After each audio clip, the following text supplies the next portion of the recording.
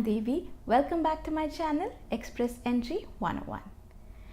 Recently, I helped my friend Sanjay create his Express Entry profile. He is waiting for an ITA and is now busy preparing for the documents. It is good to start early so that you are ready when you get the ITA. Also, some documents like police clearance certificates can take a very long time. Don't push your luck, start early.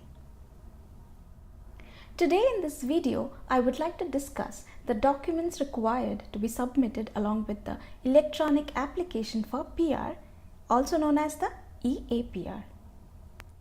After getting the ITA, the applicant needs to answer a set of questions. Based on the answers, the tool generates a checklist which is very specific to the applicant's profile. You might need to submit a particular document which might not be required for your friend just because he has a slightly different profile.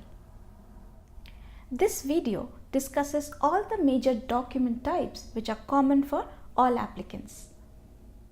Let's have a quick look at my friend Sanjay's profile before we start looking at the required documents. He has a very good IELTS score and has a master's degree that he has got assessed by WES. He has identified his NOC and has 3+ years of work experience in this NOC. Sanjay is 27 years old and has set aside 19,000 Canadian dollars as settlement funds for his move to Canada. So now let's see what documents Sanjay needs to put together for the EAPR. I strongly recommend you to create the following folders and then start adding documents to these folders. That way you stay organized and it helps when you are trying to upload the documents later. Let's start. The first document that you would be required to submit is your passport. Passports are the primary tool for establishing the applicant's identification. Who needs to submit this? Well, the primary applicant, the spouse, and all dependent children. Photocopies of the bio pages of the passport need to be submitted with the application. The passport should be valid for at least 6 months. The longer, the better. If your passport is expiring within the next 1 year, it is advisable to get it renewed now. In our case, Sanjay is unmarried, hence he needs to submit only his own passport. Let's have a look at the sample passport. This has been issued by Republic of India. These are the bio pages. And that's all that CIC requires. Look at that cute smile. Moving on. We need to get medical tests done by a panel physician. More on that in a separate video. We need to get the tests done for the primary applicant, the spouse, and all dependent children. Take good care of your health around the test date. Any chest congestion identified in the chest X-ray can delay your application.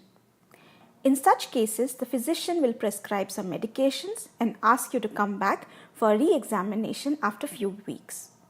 You need to get upfront medical tests done. But remember that the PR visa will be valid for 1 year from the date of medical test. Hence, plan accordingly. Let's have a look at a sample medical test result. You need to submit this with the application. Next on the list is education. We need to provide evidence of our academic qualification starting from bachelor's onwards. Documents that need to be submitted would be transcripts, degree certificates, ECA report, and IELTS test form. Remember, bachelor's upwards only. Do not submit certificates for 10th, 12th, etc. This is a sample transcript and a sample degree certificate. This is a sample ECA report from WES. And this is a sample IELTS test report form. Remember, you need to register for the general training module only.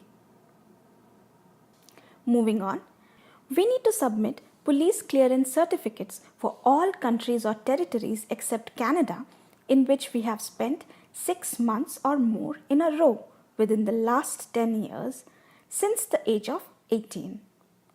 Sanjay is 27 years old.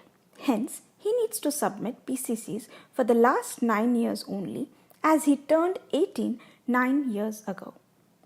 This is one of the most time-consuming process and I highly recommend you to start with this process at the earliest, especially if you are required to submit multiple PCCs. Do leave a comment if you need more clarification regarding this topic. Let's look at a sample PCC issued by Government of India.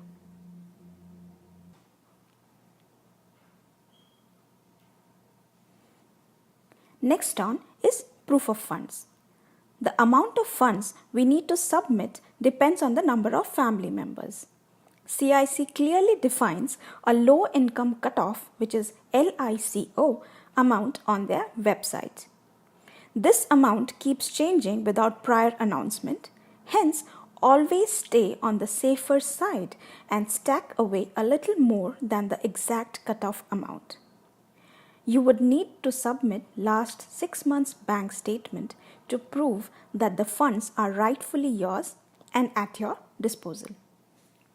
This is what the low income cutoff looks like on the CIC website. As you see, for a one-member family, which is true for Sanjay's case, he just needs 12,475 Canadian dollars. Moving on, we need to submit photographs for all the applicants. The photographs need to strictly follow the given specifications and should not be older than 6 months. CIC needs the photos to be in the JPEG format. It's advisable to take a printout of this to your photographer. Next on, we need to submit employment records that prove that we are indeed eligible to apply through the NOC that we selected. The most important document that establishes the applicant's work experience is the work reference letter. I have a separate video that discusses how to create an effective work reference letter. Also to be included are your work offer letters, salary revision letters, pay slips, etc. Employment records for the spouse are not mandatory unless you are claiming that the spouse was working in Canada. This is what a sample work reference letter looks like. Please check out my other video which discusses this in more details. Finally, we need to write an effective letter of explanation. Many people have asked me if they can skip this as they don't have anything missing or needing an explanation. I choose to differ. I feel this is a very powerful tool and should be effectively used. Even if you don't have any gaps that need an explanation, still write a neat letter highlighting your profile, summing up your FSW point score, your CRS point score, what documents you are submitting with the application, etc. This works as an index and gives the immigration officer a good point of reference and a clear idea of your profile. I will create a separate video where we will discuss how to create an effective letter of explanation.